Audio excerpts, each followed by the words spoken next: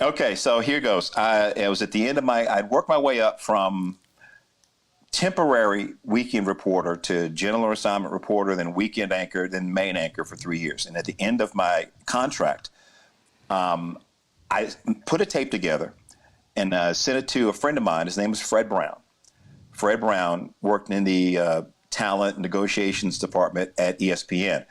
I knew Fred Brown when he was VP at Sheridan Broadcasting Network, American Urban Radio Networks in Pittsburgh, where I worked. So we were buddies. Put together a tape, sent it to him to critique it for me because I wanted his honest opinion because we were going to send out tapes. And unbeknownst to me, Fred showed my news tape to some folks at ESPN. And then he called me up and he said, "Hey, man, I got your tape, and my people up here liked it. They want to bring you up for an audition." And I was like, what people? I said, "Up here at ESPN." I said, "Man, I do news. I don't do sports." I said, "Well, they liked your tape. They want to bring you up for an audition." So I guess I was talking loudly on the phone, and my wife was somewhere over there, and she's like, "Why don't you just go? You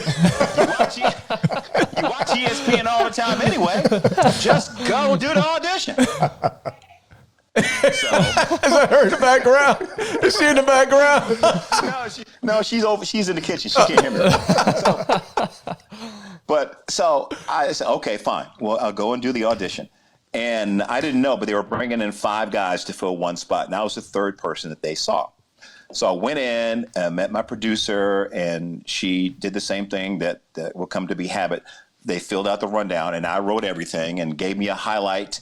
And I'd never done a highlight before. I mean, I watched people do highlights, but I'd never done one. So I just kind of had fun with it. And it was a Dallas Mavericks highlight, and Dirk Nowitzki almost got into a fight with somebody. And I was kind of pantomiming the fight, and Dirk got into his face, and he said this, and he said that, and he said, "Your mama." Oh, God, why are you talking about his mama?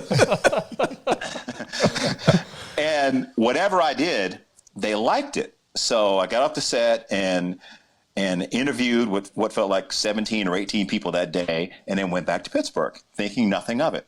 And Fred called me, I think it was the next day. He said, "Hey, man, congratulations. I don't know exactly what you did, but they really like you, and they want to hire you."